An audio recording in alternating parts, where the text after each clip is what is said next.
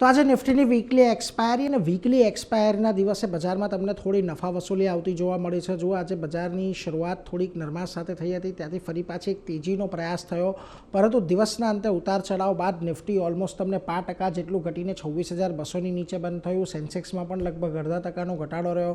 Nifty બેંકમાં પણ આજે દિવસના ઉચ્ચતમ સ્તરેથી આપણને ઘટાડો આવતો જોવા મળ્યો, પરંતુ સારી વાત અહીંયાથી એ રહી કે પીએસયુ બેંકોનો જે પ્રમાણે ટેકો હતો 60,000ની ઉપર બંધ થવામાં ખાસ કરીને નિફ્ટી બેંક સફળ રહ્યું. વેલ, મિડ કેપ સ્મોલ કેપ આ બંને જગ્યાએ પણ આજે તમને થોડીક નફા વસૂલી આવતી દેખાય. બંનેમાં આજે દિવસના ઉપલા સ્તરે સસ્ટેન થતા ના દેખાય અને ત્યાંથી થોડો ઘણો ઘટાડો આવ્યો, પરંતુ એવો કોઈ મોટો ઘટાડો નથી આવ્યો. લાલ નિશાની અંદર ચોક્કસથી બંધ થયા છે. કયા સેક્ટર આજના દિવસમાં ફોકસમાં રહ્યા એની વાત કરી લઈએ તો જુઓ, હેલ્થકેરમાં આજે સારી તેજી જોવા મળી.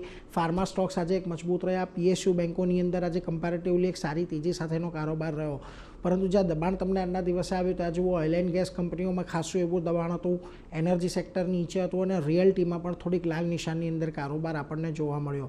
વાત કરી લઈએ નિફ્ટીમાં કે આજે જાંગડી તમને ઘટનારા સ્ટોક્સની અંદર ટ્રેન્ટે સૌથી મહત્ત્વનો રહ્યો. લગભગ 8થી 9%ની તેજી ઘટાડો આજે તમને અહીંયા આવતો જોવા મળ્યો.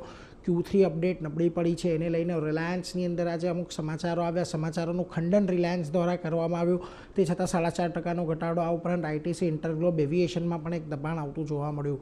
જાંગડી સારી તેજી રહી આજના દિવસે. ત્યાં જુઓ, ખાસ કરીને Apollo hospital, ICICI bank, HDFC life, Tata consumer જેવા સ્ટોકનો સમાવેશ થાય છે.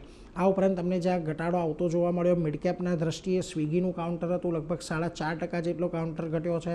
આ ઉપરાંત ક્યુમિન્સ, ગોડફ્રે ફિલિપ્સ, પ્રીમિયમ એનર્જીસ આ બધા કાઉન્ટરની અંદર એક દબાણ રહ્યું, પરંતુ જ્યાં તેજી આજના દિવસે તમને આવતી જોવા મળી એમાં જુઓ, ખાસ કરીને નાલ્કો, એસબીઆઈ કાર્ડ, લ્યુપિન અને ફોર્ટિસ હેલ્થકેરનો સમાવેશ થાય છે.